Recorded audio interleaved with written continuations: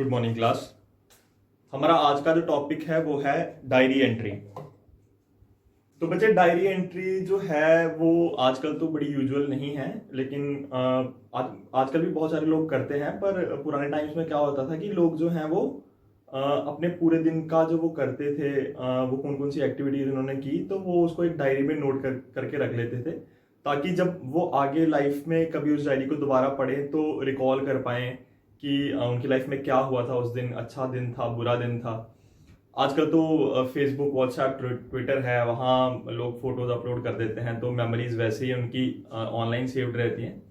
पर diary entry फिर भी अब तक कई लोगों की हैबिट जो है वो है। तो डायरी एंट्री जो है वो आपके सिलेबस करिकुलम का एक पार्ट है। तो डायरी एंट्री को एक पैटर्न से लिखा जाता है। तो आज हम उस पैटर्न की बात करेंगे और मैं आपको बताऊंगा कि डायरी एंट्री के जो एलिमेंट्स हैं कौन कौन से जो है उसके इसेंशियल एलिमेंट्स हैं। तो सबसे पहले बच्चे जो आपकी डायरी एंट्री में आप क्या लिखते हैं, ऑन द टॉप समझ लो ये आपकी एक शीट है, ठीक है। सबसे टॉप पे लेफ्ट साइड पे आप लिखते हैं डेट। जैसे लेट्स से 26 नवंबर 1999। मैंने एक रैंडम डेट जो है वो किसी ईयर की सिलेक्ट कर ली है। आप उस दिन, जिस दिन आपका एग्जाम हो या जिस दिन आप टेस्ट दे रहे हो, आप वो वाली उस डेट को डाल सकते हो, उसमें कोई प्रॉब्लम नहीं है। तो 26 नवंबर 1999 उस दिन, जिस दिन आप डायरी एंट्री करने लगे हो, और समझ लो कि उस दिन जो है वो मंडे है, तो उसके नीचे आप लिखोगे मंडे। तो आप जो है वो उस दिन को मेंशन करोगे, उस डेट को मेंशन करोगे, उस दिन को मेंशन करोगे। ये दो चीजें जो है वो आपके top left corner of the page पे जो है वो आएंगी। आप यहाँ डायरी का जो उसका जो टॉपिक है उस चीज को लिखोगे, उसके बाद टॉप लेफ्ट कॉर्नर में ये दो चीजें जो है, दो एलिमेंट जो है वो इंक्लूड होंगे।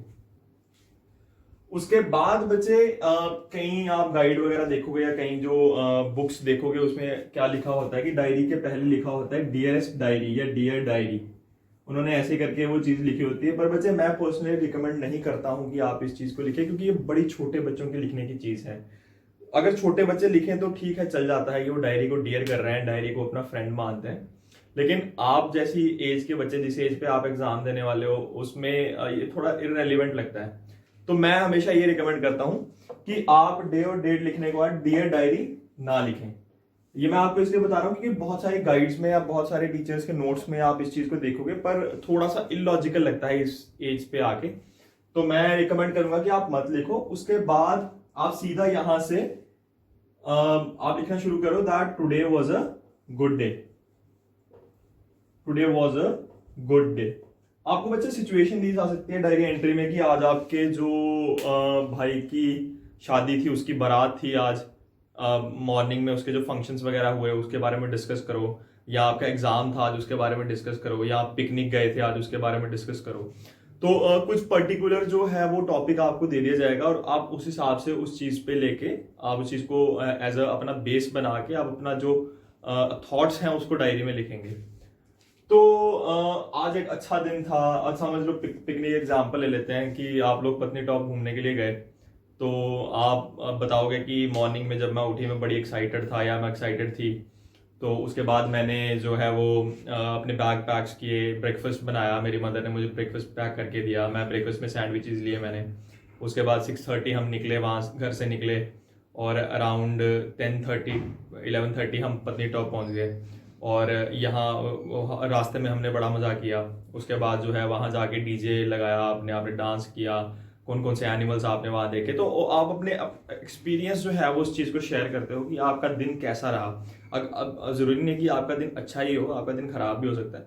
तो अगर ऐसा कोई आपको नेगेटिव आपको दिया गया है टॉपिक कि आपके किसी फ्रेंड के पेरेंट की डेथ हो गई या आपका पेपर जो है वो खराब हो गया, फिर आप नेगेटिव मूड बताओगे कि आपके साथ आज क्या हुआ।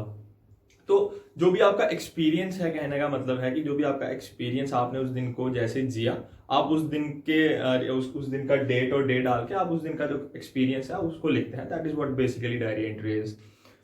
तो एक इंपॉर्टेंट चीज जो डायरी एंट्री में जानने वाली है वो ये है कि आप डायरी एंट्री को हमेशा जो है वो पास्ट टेंस में लिखोगे। पास्ट टेंस में बच्चे इसलिए लिखोगे क्योंकि जो आपने जी लिया है वो अब जिस मोमेंट पे आप डायरी को लिख रहे हो अब उस मोमेंट से वो बीत चुका है, वो पास्ट हो गया है। तो जब भी आप पास्ट की बात करोगे तो आप हमेशा पास्ट फॉर्म ऑफ वर्ब जो है उसको यूज करोगे। तो जैसे आप जो भी सेंटेंसेस लिख रहे हैं उसमें वॉज यूज करेंगे। जैसे मैंने सबसे पहले जो आपको एक सेंटेंस लिखाया एग्जांपल के तौर पे, उसमें मैंने सबसे पहले वॉज को यूज किया कि आज जो दिन था, today was a very good day. तो आप बता सकते हैं कि मेरे साथ ऐसा हुआ था, मैं वहाँ हम 11 बजे पहुंच गए वहां से, और उसके बाद जो है 12 बजे हम अपने मेन स्पॉट पे पहुंचे, हमने ब्रेकफास्ट किया, उसके बाद हमने डांस किया। तो ये सब जो है पास्ट फॉर्म की चीज़ें हैं। तो पास्ट फॉर्म जब जैसे आप अपने पूरे दिन की बात खत्म करें, जैसे जब आपकी पिकनिक हुई, आप घर वापस आ गए, तो वहां तक आपका जो दिन था वो खत्म हो गया।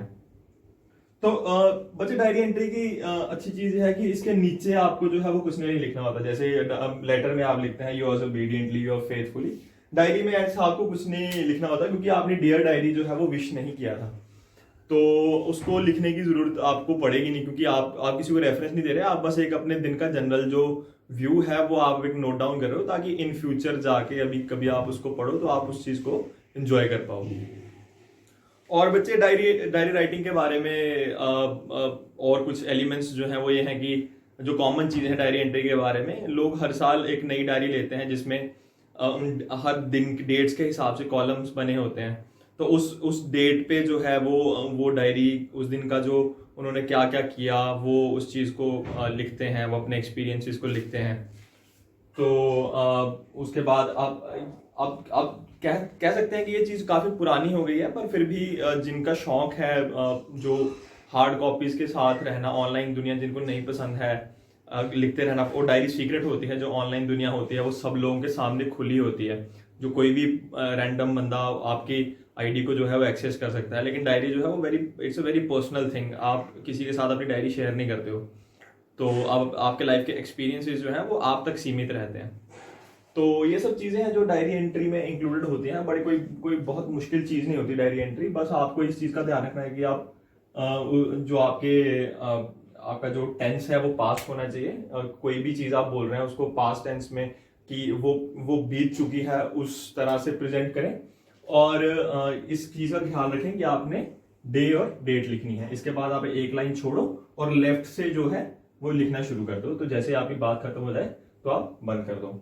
और ये बॉक्स मैंने आपके रेफरेंस के लिए बनाया है, आप बॉक्स चाहो तो बना भी सकते हो, ठीक है। बॉक्स बनाना चलो मैं रिकमेंड करता हूँ कि आप बॉक्स बना लो ताकि ये और इफेक्टिव लगे। कई जगह नहीं भी बनाया होता, पर अगर आप बॉक्स बना दोगे लगेगा कि ये एक आपने डायरी की तरह पेज जो है रिप्रेजेंट किया। और आपका पेज जो है वो बच्चे किस तरह का होता है, ये लंबा इस तरह से, ठीक है। इसको बोलते हैं पोर्ट्रेट मोड।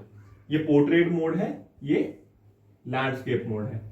तो इन फ्यूचर भी हम जो है वो इस चीज को लेके हम डिस्कस करते रहेंगे कि किस जो राइटिंग स्किल को जो है वो किस तरह से जो भी आपको चीज दी गई है उसको किस तरह से लिखना है। तो इस चीज को भी जब आप अपनी कॉपी पे बना रहे होंगे तो इन दोनों चीजों को भी बना के रख लेना कि अगर हम बॉक्स इस तरह से बना रहे हैं तो ये लैंडस्केप मोड होता है, और अगर बॉक्स को हम इस तरह से बना रहे हैं इसके अंदर कोई चीज लिखनी है तो उसको पोर्ट्रेट मोड बोलते हैं। तो अगली बार जब मैं आपको कोई चीज बता रहा हूँ तो मैं सीधा इन दो लैंडस्केप और पोर्ट्रेट जो नाम से मैं रेफर कर दूंगा, आपको समझ आ जाना चाहिए कि मैं कौन से वाले बॉक्स की बात कर रहा हूँ।